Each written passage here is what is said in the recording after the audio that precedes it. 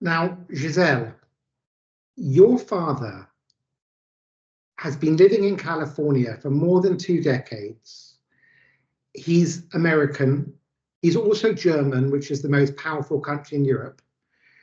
The regime in Tehran announced they executed him on Monday of last week.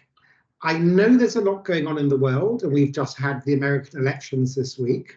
However, the lack of coverage, and also when they've covered it, the miscoverage is shameful, appalling. And what do I mean by this? First of all, it hasn't been covered nearly enough. And to remind people, your father was abducted. He was living in California. He was abducted across 2 international borders. Anybody who thinks the regime is not in the kidnapping business needs to study a bit of history, because it started off by basically kidnapping the entire American embassy in Tehran, the hostage crisis, which is still a trauma to any American old enough to remember it. In 1979, they were released in 1980, after Reagan came in, after Carter. And then when I've seen reports in the English language media, they have repeated the regime propaganda about him being involved in some supposed bomb attack. It is so obviously complete nonsense. Your father is a soft-spoken computer engineer living with his family in Los Angeles. How on earth could he be involved in that? He hasn't been to Iran for decades.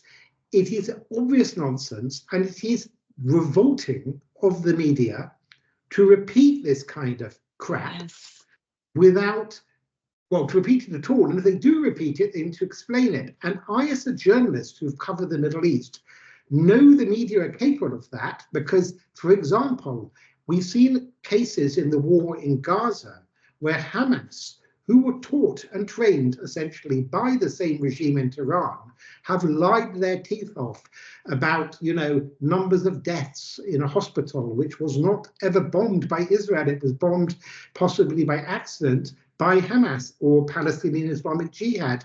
And yet such respected media as the BBC have repeated complete lies in a way that I hope they wouldn't repeat by Al-Qaeda or ISIS, but the regime in Tehran or Hamas is no more reliable than Al-Qaeda or ISIS.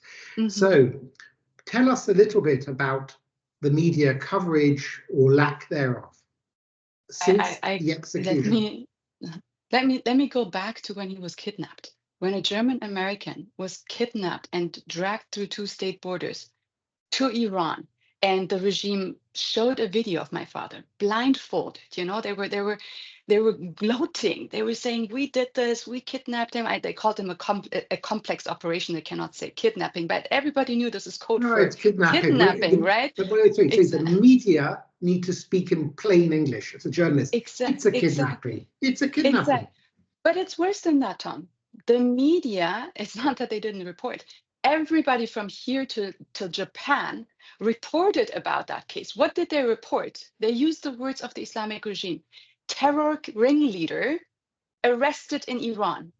And we were like, terror ringleader? Where are you getting that from? Where was my dad ever in Germany or in America called a terror ringleader? So you're using the words of the terrorist that just kidnapped him, and then arrested in Iran, while we were publishing his footage of his Google tracker showing how he's been taken, from the UAE over the border to Oman, then to Iran, then showing him blindfolded, and they're saying arrested in Iran. That was the first thing. Any media outlet that we tried to, I just want to remind people who are not familiar. He was kidnapped when he went to he was going on a business trip as a software engineer to India from California. Yes. And it was just at the beginning of the COVID pandemic 4 years ago. So some countries started to bring in restrictions about travel and quarantine and this kind of stuff.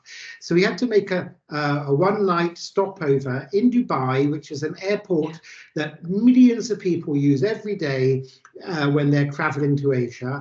And somehow or other, the intelligence services of the Islamic regime took the opportunity, having tracked him. And just to remind people, far from being a terrorist, what the media should be explaining is he was a well-known pro-democracy activist. Yes. And if they'd explained what he'd been doing for years as a pro-democracy activist, people would understand why the regime would want to silence him. So not only have they defamed him and collaborated with the regime by calling him a terrorist, they also haven't explained who he actually was.